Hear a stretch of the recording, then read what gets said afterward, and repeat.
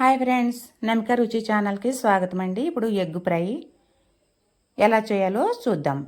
Okay friends, 3 అయితే eggs ఉడికించి పక్కన పెట్టుకున్నానండి. ఇవైతే ఇలా సగానికి కట్ చేసుకుని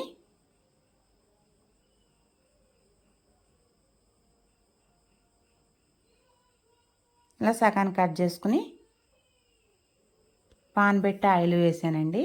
అది వీటయ్యేలోపు కట్ చేసుకుని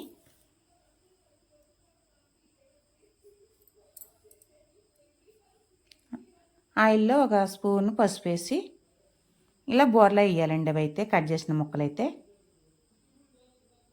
మనకి ఎందుట్లో కన్నా రసం చేసుకున్నప్పుడు కానీ, పప్పుచారు ఉన్నప్పుడు కానీ, సాంబార్ ఎందుట్లోకైనా కానీ సూపర్ ఉంటుందండి. ఈ ఫ్రై అయితే చాలా టేస్ట్గా ఉంటుంది. ఎందుట్లో కన్నా కానీ మనకు నంజుకోవడానికి బాగుంటుందండి. చూడండి ఫ్రెండ్స్, సూపర్గా ఉన్నాయి. ఓకే ఫ్రెండ్స్, నా ఛానల్ నచ్చినట్లయితే సబ్స్క్రైబ్ చేసుకోండి, లైక్ చేయండి. మరిన్ని అప్డేట్ కోసం పక్కనే ఉన్న గంట సింబల్ క్లిక్ చేయండి.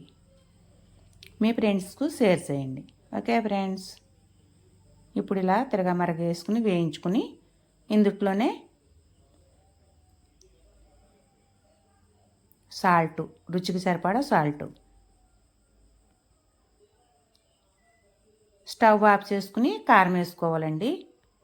కారం వేసుకున్నాక ఇలా తిరగమరగా వేసుకుంటే మొత్తం ఆ కారము సాల్ట్ అంతా ముక్కలకు పడుతుంది. చాలా అంటే చాలా బాగుంటుందండి. అన్నంలో కలుపుకోవటానికి కూడా సూపర్గా ఉంటుంది. చపాతీలోకి బాగుంటుందండి. చాలా చాలా బాగుంటుంది.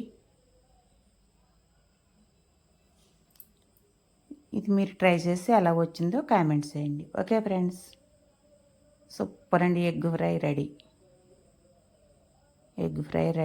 Okay friends.